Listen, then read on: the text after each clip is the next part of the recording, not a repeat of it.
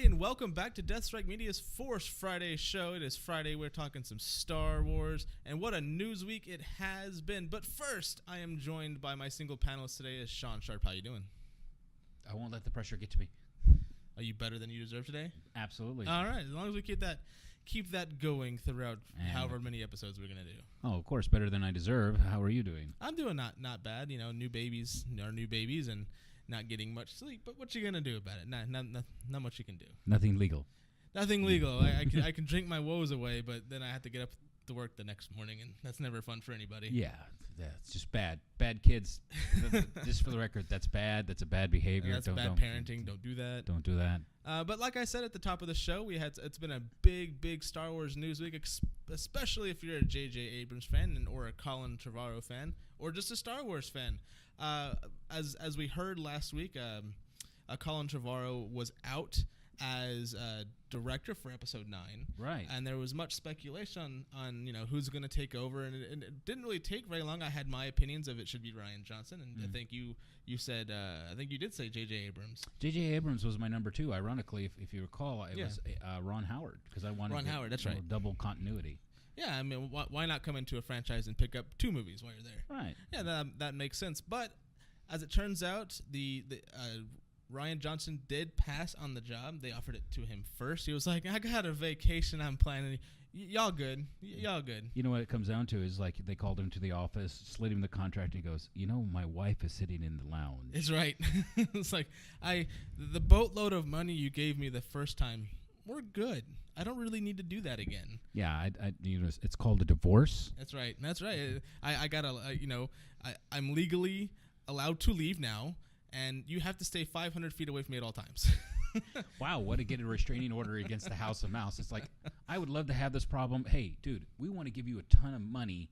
And I'm like, no. You got the restraining order. Remember, you already gave me a ton of money. Restraining order. That was a consent. Don't force me, okay? But with all that being said, I'm sure it was a very pleasant conversation with Rian Johnson and with Kathleen Kennedy, the heads of Disney. But ultimately, they did give it to J.J. Abrams. Now, that wasn't my first choice. That wasn't a lot of people's first choices. However, this is straight from StarWars.com. They do go on to say that J.J. Abrams, who launched the new era of Star Wars with The Force Awakens in 2015, is returning to complete the sequel trilogy as writer and director of Star Wars Episode 9. Abrams will co-write the film with Chris Terrio. Star Wars Episode 9 will be produced by Kathleen Kennedy, Michael Ridwan, and Abrams, Bad Robot, and Lucasfilm. So there you have it. So they're kind of like, you made us $4 billion or however much it was. We want you to come back and do that again. I can't shake the image of J.J. Abrams actually sitting with, like, the Emperor Palpatine robes. And when they pitched the offer to him, you see him slowly swivel around. Well, of course you were going to come back to me. That's right. Good. Give in to your hate. Release the checkbook. That's basically how I can see that happening. Not that J.J. Abrams is a bad director at all. Oh, no. Not in the least. I loved The Force Awakens. I love that he rebooted the Star Trek franchise. Absolutely. He does fantastic work. He's just not known as a closer of trilogies. He's more of like the setup of lore. Yeah. And just have someone else come in and fill in. However, I think with him doing this, that gives him more of an opportunity to maybe not feel rushed and maybe figure out what he wants to do with the characters he originally created anyway. What are your thoughts? Well, the thing is about Abrams is that, is he a finisher? No. I think it shows his hand of the, if anything, is psychology. Right. If I can get my words out. Yeah, I have a hard time with that every day. It really does show his psychology. He loves world building. He loves character building, but he also wants them to take on a life of their own. Absolutely. And I think that's why he doesn't like doing definitive endings. Yeah, I mean, that's true. But he wanted to come back to this property during Episode 8. He's like, oh, man, I want to come back and do this one. But they gave it to Rian Johnson, and Rian Johnson has so far nailed every head with the hammer, checked all the right boxes so far, and from what I understand, people who have seen the film are just blown away of what kind of Star Wars film this is going to be. But with that being said, J.J. Abrams coming at the end and maybe flushing out the characters and maybe sending them in a new path, something that we as fans haven't even thought about. Maybe they're sort of plotting this on this road, but who knows? Yeah, well, the interesting. Maybe he'll change Kylo's scar back differently again, how he had it originally. Well, it's the migration of lightsaber wounds. Yeah, exactly. It's like what mole, from a certain movie. It's like what scar. I love that movie. Yeah, that was. I mean, that's very true too. I feel like it was a safe choice to get J.J. Abrams to come back after the troubles they've had with Han Solo, and then they briefly had a hard period with Rogue One because they had to come back in and redo a lot of reshoots. Reshoots are fine and normal; that's completely fine. But it's the level of reshoots with Rogue One and then firing of directors with the Han Solo project that I think they had to go with the safe choice, and the safest choice of all, I do believe, was J.J. Abrams. Ultimately, I think they made a great choice, of course. I mean, once again, I said Ron Howard, but it may be the issue that Ron has other projects. It may have been a conflict. The fact that Abrams is coming back, that's literally one of those Hollywood continuity issues where I'm always talking about the shady guys that play tennis and golf together going, you better make a good decision for all the money we've invested. Yeah, that was Bob Iger and Kathleen Kennedy taking J.J. Abrams out going, we own you. Yeah, you owe us one more. It was like the bad Bill Hicks movie. Oh, which one? Well, Bill Hicks had the line when the true powers that be, like explained to every president. Okay. They show like the Kennedy assassination from a different angle you've never seen before. I see. Yes. And they go, "Do we need to explain anything?" No. Cash your check. Didn't think do so. the job. Exactly. No, I totally get that, and that backs up. Kathleen Kennedy backs up, kind of what we're thinking. She actually goes on to say about the rehiring of J.J. Abrams. This is, with The Force Awakens, J.J. delivered everything we could have possibly hoped for, and I am excited that he is coming back to close out this trilogy. And with that said, I'm happy to see this trilogy come to an end because it has been spectacular thus far. I know we've only had one movie with The Force Awakens, but the press and the good word of mouth so far with The Last Jedi, I can only hope for big and grand things for the last one. And I know J.J. Abrams can really knows really well how to make something pop on screen. He brought a lot of nostalgia back for The Force Awakens, and he brought a lot of like what it meant to be a true Star Trek fan back into the new Star Trek franchise. Definitely with the reboots. So I think we're in good hands. Am I happy about it? I'm okay with it. It wasn't a bad decision. I don't see how I would have liked Rian Johnson though. Okay, I mean, if you're a Johnson fan, that's fine. It's like I can't see anyone being upset. No, I don't think so either. It's like this is a non-controversy. It's like we want it to be controversial. We'll get all this buzz. It's like we're gonna go with J.J. Abrams. And it was like, meh. I think if there's any hesitation, is that there's going to be jokes around the water cooler, the proverbial water cooler. Is this going to end like Lost? Is this going to end like Lost? Yeah, maybe that's going to be like an Etch-a-Sketch. Nope, we're just kidding. You don't know what's real anymore. You're like, no. Were you on that island? Were you not on that island? We don't even know anymore. Were you on Jakku? Speaking of Jakku, real fast, was reading the Phasma novel, and I know it's Phasma, and we get to see Phasma coming from The Force Awakens, and there's a lot of Jakku in The Force Awakens, but they go back to Jakku in this book. Everyone goes back, not really, but they do it in a storytelling kind of way, like, oh, he was on Jakku. I don't want to go back to Jakku in any way, but that was my tangent for that. It's like, what is it about Jakku? Does it have the world's greatest Tex-Mex restaurant, barbecue? The Aftermath books have set it up to be something special. It has to be something special. It's like, why are you dedicating all this time? Why do we keep going back to Jakku? We're not going to talk about Jakku. We're actually going to keep talking on this story, but we're gonna kind of keep in that same vein of J.J. Abrams taking over. But they did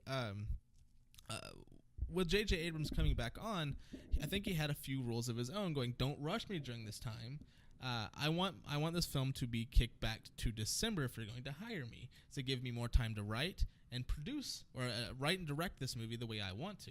And he didn't get that last time. He was sort of rushed into it because they went through a lot of directors. At first for The Force Awakens, like they were here, like, oh, he's rumored, and they landed on JJ, which was great. Force Awakens is a fantastic movie, but I don't think he had the time to write and flesh out characters where he wanted to. Versus now he's like, if I'm going to do this and it's last minute now hiring, we're kicking this movie out to December so I can feel comfortable writing a story that will conclude this trilogy and maybe wrap up Leia. Maybe Leia was the issue with Colin Trevorrow. We don't know. So your thoughts on kicking back Star Wars from May to December? I have mixed feelings about it, but I'd rather have the quality product. Yeah, me too. And honestly, there'd be nothing greater than, for many Star Wars fans of Star Wars Christmas, Oh yeah, your absolutely. Christmas Yeah. party, Not the definitely. Christmas special. That you said you would never talk about that. We never talk about that film. Well, the reason I'm talking about it is because it was brought up in another channel, and they did it classily. And I just wanted to throw it out there. A Christmas movie with Star Wars is not the Christmas special. Clearing that now. Okay, go on. Okay.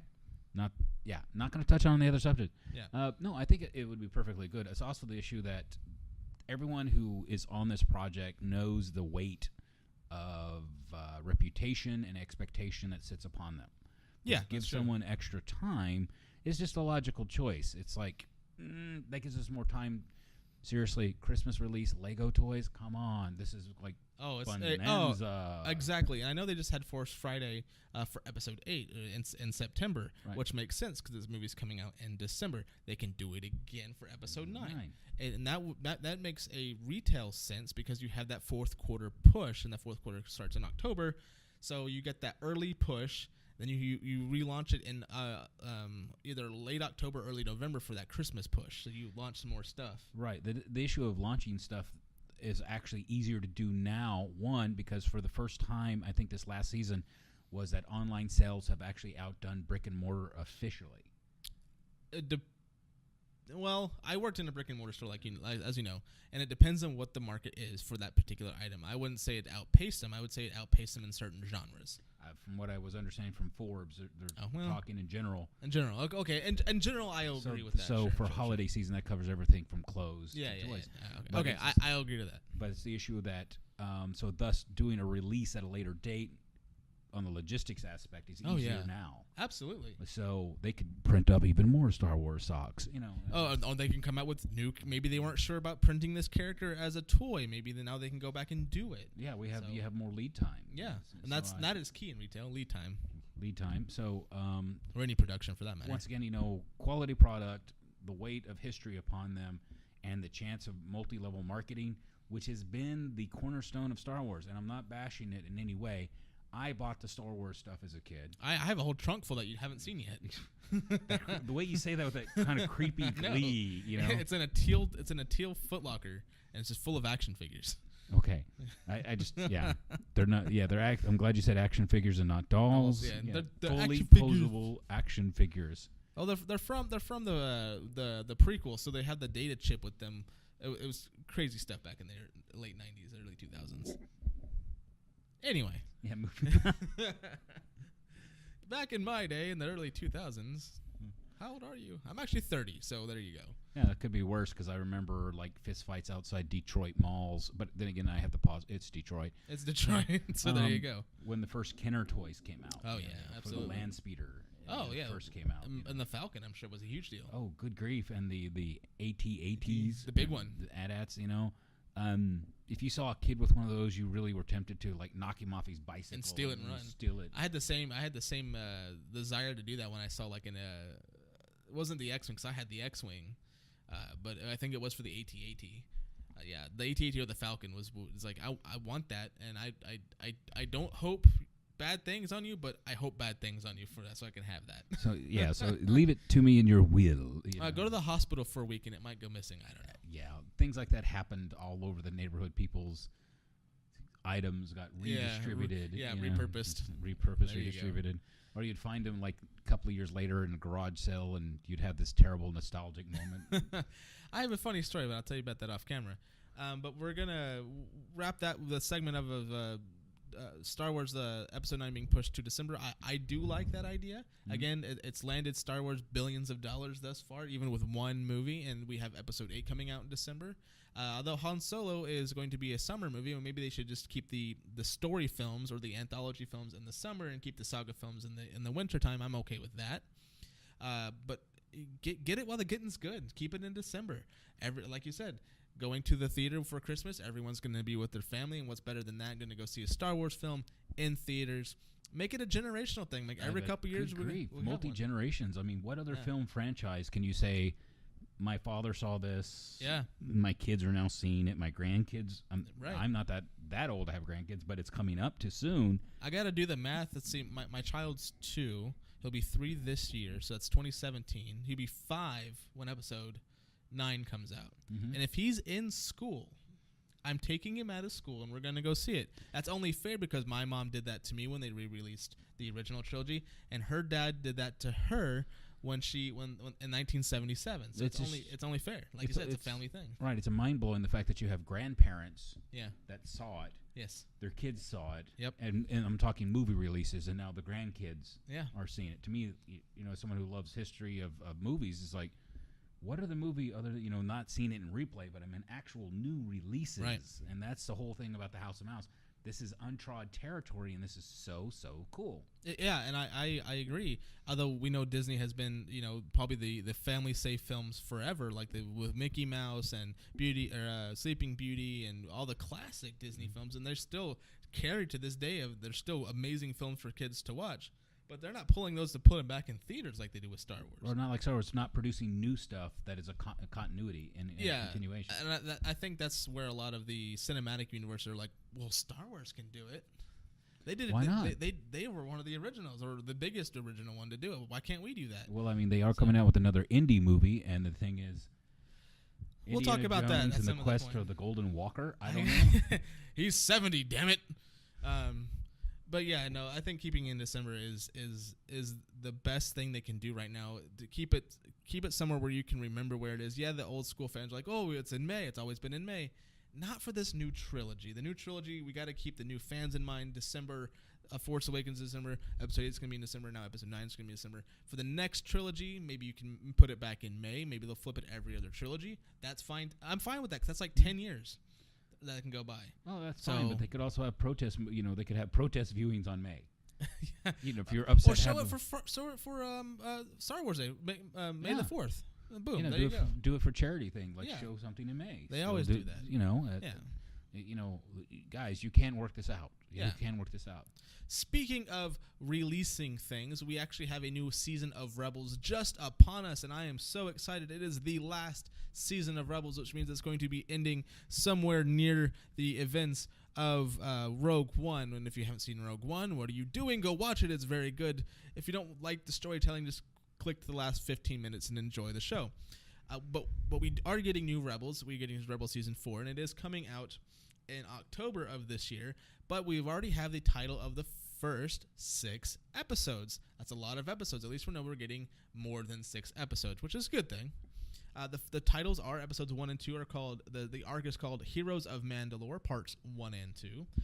We're getting episodes 3 and 4, which are it's going to be another small arc called In the Name of Rebellion, or of the Rebellion. That's parts 1 and 2. Then we have episode 5, which is going to be called The Occupation. It's ominous. And then we have episode 6, which is going to be called Flight of the Defender. Now, what is the Defender? I haven't really read a whole lot up on Rebels at this point. I've seen all the episodes. Maybe there's something in a book about a ship named Defender. Maybe there's something, a place called Defender. Who knows? What are your thoughts on the name of Flight of the Defender? You think it's a ship? I think it's absolutely a ship. Yeah, I think so too. mean, with a name like that, it's either got to be a sword or a ship. Yeah. They have lightsabers. At this point in time, there's only 3 lightsabers in the galaxy, and none of them are called Defenders. So. As far as we know, secretly. Maybe Vader calls his saber something. I have no idea. I don't want to know what he calls it. That's a personal thing. The Crimson Blade. I don't know. Yeah, you got to wonder if he does his own monologue and he has to, right? I mean, that's just he's Vader. He's got to have a running inner monologue. Sure, I can see that. It's got to be a ship, and the thing is, we were commenting in our own little private discussion, the issue of, the rebels made a big victory, and in Rogue One. Yeah, that was the first big victory of this rebellion. Right, and the socket to the Empire, the future Empire, it's the fact that you try to roll upon every success. Now the rebels have taken kind of pings and pongs in the course of their journey. So this would be really so that's cool. The hero's journey for you. It'd be really cool if the Defender is a ship that actually is kick-ass. Because right now, let's be honest, the kick-ass ships, maybe with issues dealing with Jungian and Freudian issues, have been of the other side. So let's see what they're going to put up against these ships. I know. I totally agree. That to me was the way you sets it up is either the Defender is going to be an Imperial ship, or it's going to be obviously a rebellion ship. But I'm kind of leaning towards maybe it's an Imperial ship, mainly because a lot of the rebel ships aren't called like the Defender or the Defiance or the. They have very inspired names, like names that are of former generals or former admirals or stuff like that. And the Empire has very names, intimidating names. Thank you. So I'm thinking this might be an Imperial ship, and I hope I'm right. So far, off topic real fast, the stories of the Empire or the First Order that coming out have just been amazing. So I'm hoping they're going to go with a darker Empire storyline. I think they're going to, because they are setting up for the victory with the rebellions for Rogue One. So you need to have that fall before. Right. That's fair enough. But I will say there is also the middle path. What if this is an future Imperial ship that goes rogue, defects? Or maybe the rebels take it over, bring it back onto their side. A la Battleship Potemkin, something that actually happened in our our timeline history. That the crew of a battleship said, F this, we're going as a crew. They flip sides. Yeah, well, who knows? And in the middle of your navy, suddenly one of the most powerful ships in your fleet suddenly goes, hey, Bob, why are they training guns on us? Are we the baddies? Yeah, suddenly you're like, okay, who put them at the back of the line? Exactly. Yeah. That would be to me, that'd be a fantastic story. A whole crew defecting. Maybe that's something Dave Filoni and crew haven't really discussed. They've had individuals defect. And I'm mostly on one side. Like you've had, what's that not captain? I guess he was a captain. I don't remember if he was a captain or not. Anyway, maybe he was a lieutenant. But he flipped sides from the Empire to the Rebellion. Mm-hmm. He got a beating from Thrawn, but he did defect, and he was one of the people feeding information to the Rebellion. So who knows? Maybe it's gonna be a whole ship. Maybe they're like, you know what? They know where the plans for the Death Star are. They're crazy enough to pull this off. You want a jet?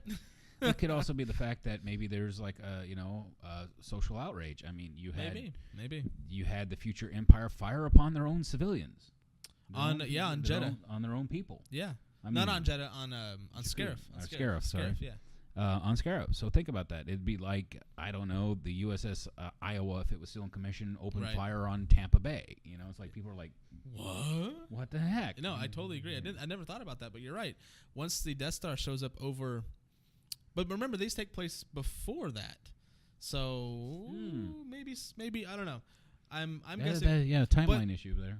They did the first test fire on, at least on visual. In Rogue One on Jeddah. They destroyed Jeddah City. Well, they did, it was more than Jeddah City. They pretty much destroyed half the planet. Anyway, in the books and Catalyst, they do smaller tests with smaller things. Like there was a big mining accident, but it was really just a test of a much smaller version of the Death Star's reactor. So maybe they blew up one too many of their own installations. Who knows? Maybe he had a relative on one of those installations. Maybe so. Maybe that's true. It's like, our government testing on the Bikini Atolls. We had citizens. Yeah, we had citizens out there. Mm-hmm. They did give fair warning to get out, but they didn't leave. It's just the fact that I agree with you. You got to wonder, all that. That's a trigger point for people to go, maybe I'm on the wrong side. No, I agree. No, destruction of your own area, if it's in war or peacetime, you're always going to be met with. What's the word I'm looking for? Resistance. Yeah, that's a good word. Not the one I was looking for, but that totally works. So maybe that's like a whole, maybe an admiral of a ship just decided to, you know what? If y'all want to leave and get off the ship, I'm joining the rebellion. I got a whole crew with me who's willing to die for that. So you can jet in the escape pods, or we can kill you and we're going to go anyway. Your choice. Yeah. So maybe that's what it is. I am excited to hear that. We are getting all these episodes, and they seem like they're not going to be filler episodes. We immediately get the Mandalore arc in the first 2 episodes. Then we get another 2-story arc. So that's already 4 episodes of non-filler episodes, and then we have hey, it's a little bug. Then of course we get the Flight of the Defender, which does not sound like a. Doesn't sound like. I'm sorry, you don't give Flight to the Defender. Yeah. It doesn't sound like and the occupation kind of maybe sounds like a setup for maybe, and I know all these kind of run together, so each episode is slight setup for the next one. But I don't think we're going to get many filler episodes with this season because they got to wrap the season up in the series up in a nice small package with a nice pretty bow. They don't have time for filler episodes. I don't think so either, and I think Dave Filoni doesn't like doing that when he has to do it anyway. So. With that being said, are you going to watch the fourth and final season of Rebels? Oh, yeah. I think it's mandatory just because I want to see how they develop. Plus, there's so many conspiracy theories out there. It's kind of like I have to watch just so I can debunk other people's. Yeah, I'm hoping Thrawn survives the series because I want him to show up later on. Like, I know it's like, well, where was he in A New Hope and all that? It's a big effing galaxy.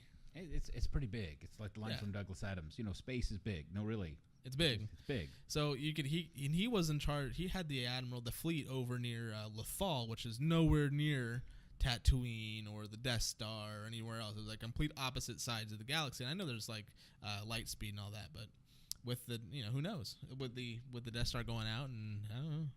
I hope he survives though. He's a good character. He's very much a fan favorite, and people definitely like him. I didn't know who he was. Like, I've only heard about him before Rebels, and when I started watching Rebels, and then when season 3 or season 2, I think it was season 2, when he showed up, I was like, oh, that's Thrawn. And then I read the book, I was like, oh, that's Thrawn. Yeah, I love it. He's one of my favorite characters, especially from the old lore. He was. Yeah, that's what I hear. So everyone's like, oh, you should read the Thrawn, the now Legends Thrawn trilogy. I'm like, I need to catch up on all the canon first before I go back into Legends. I know I can keep them separate in my mind, but I'm already having trouble enough as it is keeping the books separate in my mind, so I'm not going to go back until I've caught up. I only have 2 books left in the canon so far, and I'm done with canon until they can release a new one. Speaking of books, it's a nice segue. We actually are getting the novelization of The Last Jedi, but it's not coming until next year. Yes, you heard that right. It is coming out in 2018. They're doing this because they don't want to spoil the movie for anyone who comes out late. I think there's going to be some differences between the movie and the novel adaptation. They did the same thing with The Force Awakens. I read the Force Awakens book, and there was definitely some little details that they filled in for you for the movie's sake, like how does Poe get off the Jakku? Because next time we see him, he's a fighter pilot again, right? He's a pilot on the Resistance. How does he get off Jakku?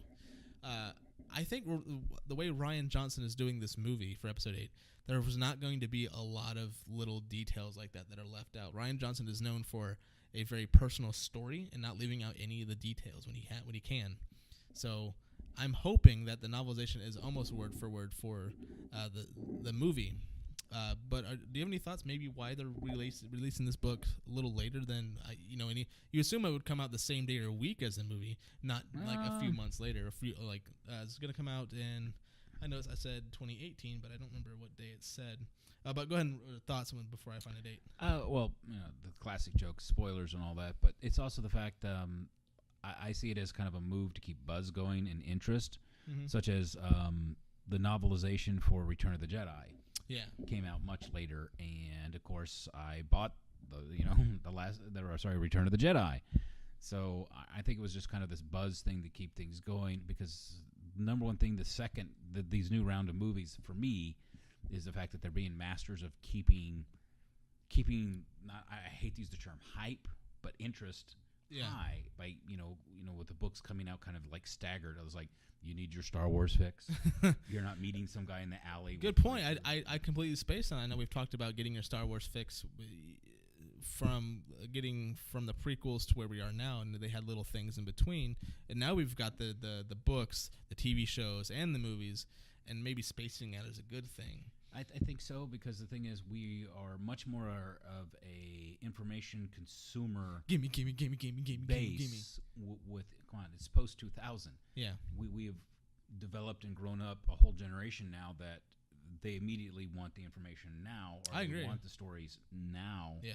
So our desire for more input and feedback is a much higher rate versus the 70s and 80s. No, I totally agree. And I did find the release date is actually being released on store shelves everywhere March 6th. Now that's 3+ months or so, about 3 months after the release of the movie. Maybe you're right, because I can't think of another reason why they'd want to space it out. But you have Han Solo coming out in March, April, May, 2 months later. 2 months later. The thing is, it's a different timeline, mind you, but still. No, but it's part in the timeline. Good way to keep the buzz and hype going. But also, that'll be about the timeline that I think the movie still will be in theater.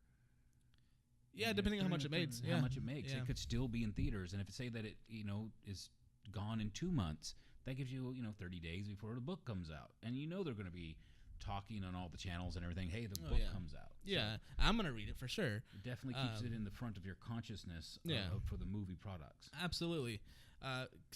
Keeping with the book theme, we actually do have a new book coming out that was actually announced on the Star Wars show, the Star Wars YouTube channel, the Star Wars show.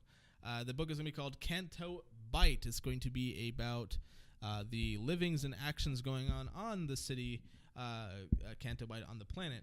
That is, I believe it's called Canto, I think is the name of the planet. So that's going to be kind of a fun thing, I believe, because it does get us in the mind of, well, what is Canto Bight? Is it a gambling planet? Is it a desert planet? Is it a forest moon? What kind of planet is this? And maybe we'll get more of what kind of rich alien sort of will inhabit said casino type thing. So, thoughts on a book just about Canto Bight? Well, I see it as a possibility. Well, all right. So this is a book about the setting. Right, exactly. It's a book about the setting. Mm-hmm. So the thing is, I can see several spin-off stories coming from the setting alone, and possibly maybe even a video game. I mean, video game would be interesting. Yeah, because everyone wants to be James Bond in Casino Royale. Yeah. So I mean, this would be a really great setting. This could be a setting that has its own legs and could develop onto its own. Definitely in the video game format. I agree. I'm just excited about it because once again, everybody wants to be James Bond in Casino Royale. That's what I mean, come on. With that parkour scene at the beginning of it? Yeah, that's me. No, it's not. Bond smash. Not just parkour, but Yeah, and that whole scene in Casino Royale of him actually playing poker with, the rich of the rich and the powerful, if you will. Yeah. You don't really you don't associate that exactly with Star Wars until you start thinking about it. Well, you have the Hutts, who are a gangster, who are rich. Right. And you have the wealthy of Coruscant, of the inner worlds, and you have all these other people who have these lavish lifestyles that, yes, we know that they exist in the Star Wars universe, but we don't see it that often. Because think about it, we've had the only rich person that we really know of was Leia, and her planet got destroyed, therefore her funds are gone. We've got Lando, who won his money probably gambling, and he took over a mining planet, Bespin. And then we've got, I think, Han Solo had wealth, but not a lot because he was a smuggler, right? And he owed money to Jabba. Didn't have that much wealth. Exactly. And then you have Jabba. You have the Hutts. Right. Those are the big main money maker or people with money in the original trilogy. So and a poor farm boy. And a poor farm boy. And then we get into the prequels. You have a queen. I mean, go figure. Right. And then we had Anakin, who was just a slave. And then we had Jedi. The only Count Dooku was really the only one that was rich because he's a count. Right. We're not used to seeing these rich, overly wealthy, pompous sort of aliens, and I really hope they get into the nitty gritty of this sort of politics, if you will, of Star Wars. Because when they do it right, then when Star Wars does politics right, they do it great. So we'll see. Well, so we see, but it's the hammer at home again. We've only seen the desperate rebels. Yeah, that's true. And the desperate resistance. Usually, you don't have a lot of funds. I think it's funny that we've seen the desperate rebels and the resistance. Prequels are just out of our mind. Like, what are prequels? They weren't desperate. They were Jedi and rich people. So the Jedi is like you walk in and you have like this secret Jedi credit card. It's like the Batman credit card from Batman and Robin. Never leave home without it. It's like they get ships, they get cars. There's never. It's all funded by the Senate. Yeah, it's all funded directly by the. It's like the ultimate government credit card. It's like although Jedi were very, they didn't have a lot of stuff. They could buy whatever they wanted to. Do you think you really argued over your expense turn-ins? It's like, here's my expenses. Oh, really? What's this for? You don't need to know. Yeah, that's how it ends. That's how it ends every time. That's hamburger. That's corporate lunch. That's a pork burger. Don't mind it. But yeah, no, it'll be very interesting. but to see all like the rich, pompous people. Sure. Aliens. Plus, once again, there's a lot more talk about more diversity of the aliens. Yes, Once absolutely. Again, see more. Maybe see more of the criminal side of things. Absolutely, because we've only had the Hutts. It's like Space slugs. Once again, space is big. They're big.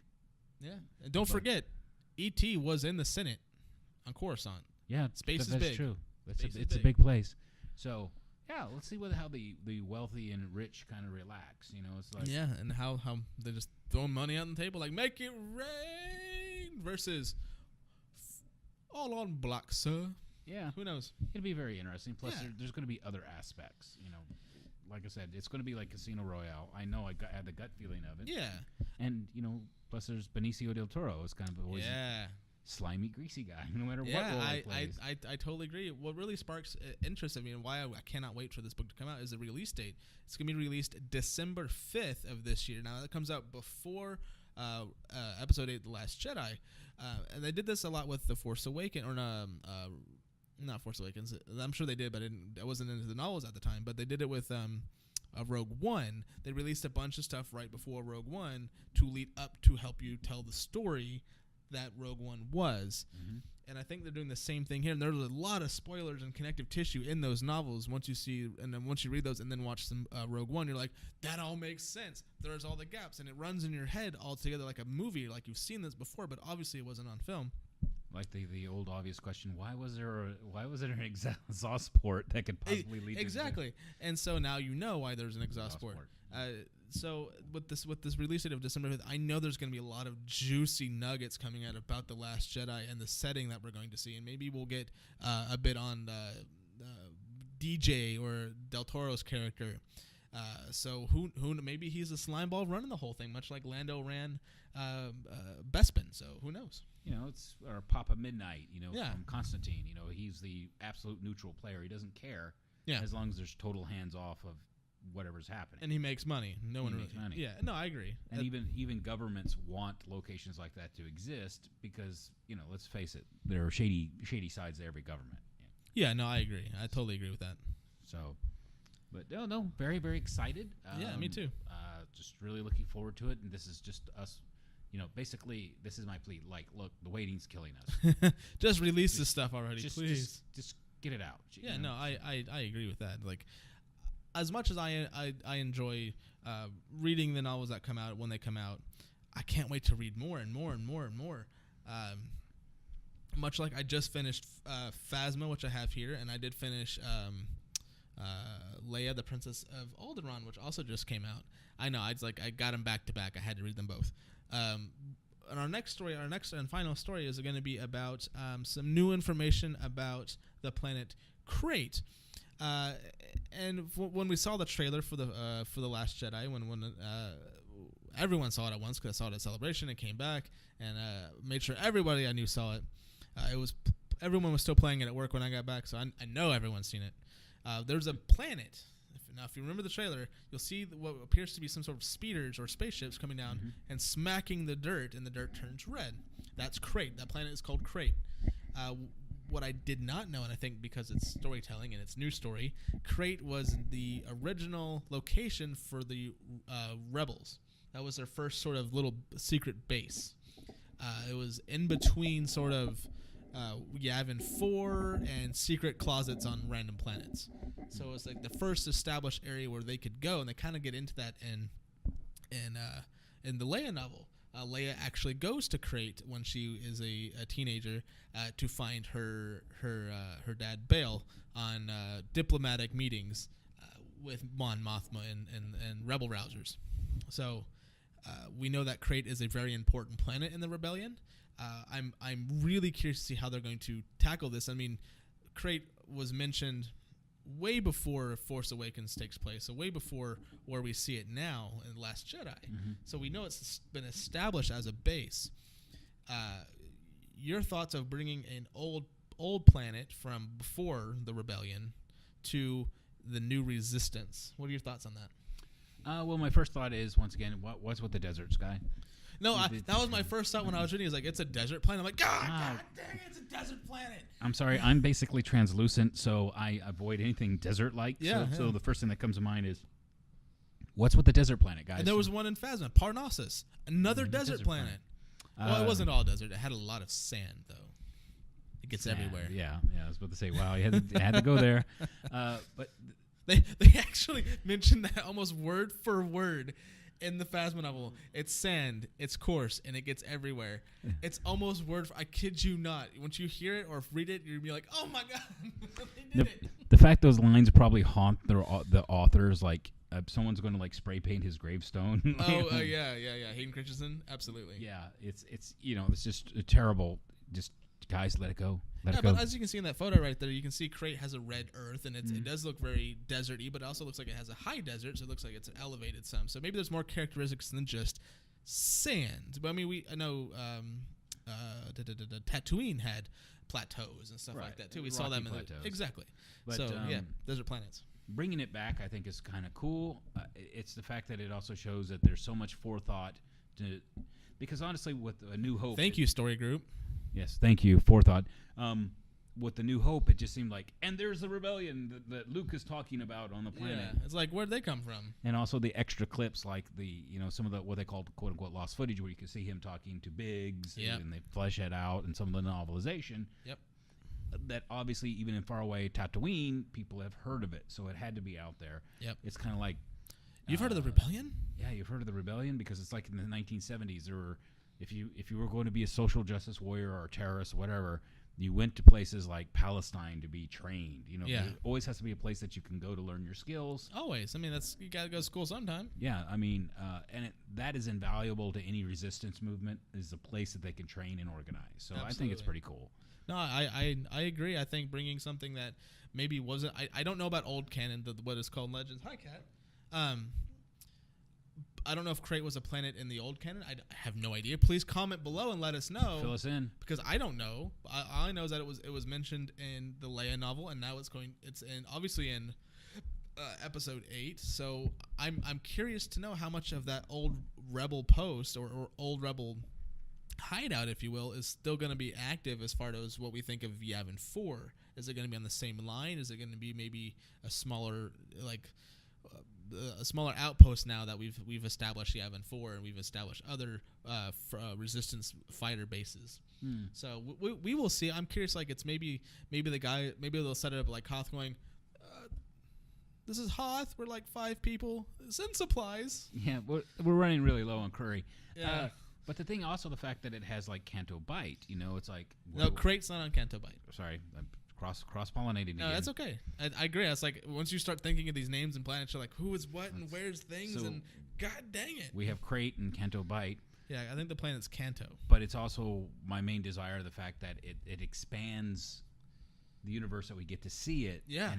And once again, it's a movie format. Yes, there are novelizations, but it's a movie format, so I would love to see it. Yeah, and what they describe in the book is very much what flashed in my mind for the trailer for episode 8. So I'm like, oh, red soil, dust. Is that from the trailer? Yeah. And then they said the name, and then I read it on here. It's like that's earlier I was like, oh, that is Crate. We did a 360. We came back to it. Okay. Yeah, I think it's cool, but once again, it's the aspect of there's so much more going on that you don't know about. Right, and that's true. I'm going to put up a spoiler thing, probably somewhere in this area. I'm going to spoil something in the Leia novel. Now, don't shoot me because I know it's new. But there was a self-destruct sequence on Crate, and they had to use it. What survived? That's the key.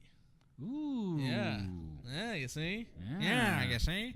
But there's also been a lot of time in between, too, so they could have gone back and fixed it up if they needed to. They're like, well, the Empire didn't know we had this out here. Maybe the First Order doesn't know either. So we'll go ahead and fix it up, make it look nice, a few throw pillows, a rug or two, we'll look good. That's a really cool thing, because obviously it was selected for a reason. So you got to go, is it super isolated? It was super isolated. Or is it super isolated and yet within striking distance through hyperspace? Yeah, I mean, it was off the beaten path, but in a take a lot of hyper lanes out there. But, it's a non-desirable part of the galaxies, put that way. There is such a thing as gentrification that will guess so. That will come to the neighborhood. I'm sure. Yeah, I'm sure. They'll put on a Target. They're good. Yeah. A Volvo dealership. Yeah, maybe a Harley Davidson dealership too. I don't know. So that's where you get your speeder bikes from. But that's it. That's all the stories we have. Do you have anything to conclude? No, just looking. I was just like I said, just release everything, guys. Just get it over with. Pablo Hidalgo, come on. Send it our way. Dave Filoni, send it our way. Come on. We got it. We got to. Come on. Yeah, I know. And Leland Shee, the keeper of the holocron. Come on, man. I met you at Celebration. You have Fill influence. You have Fill power. Anyway, you can do this. Yeah. No, seriously though, bring it all. But anyway, guys, do you got anything else? No, sir. All right, that's gonna be it for us today. I forgot to mention we're not in my studio and we're not in the Bat Cave. We're in a completely new location. Proof we're not in a basement. That's true. We're not locked in a basement somewhere. But anyway, guys, remember to like, share, subscribe. The subscribe button will be somewhere in this area. We're going to have last week's episode here. Click that and check that out. We're going to have the 2 weeks episode over here. So you guys check that out. But again, like, share, comment, and subscribe. And we'll see you guys next Friday. Take care, guys. Bye-bye.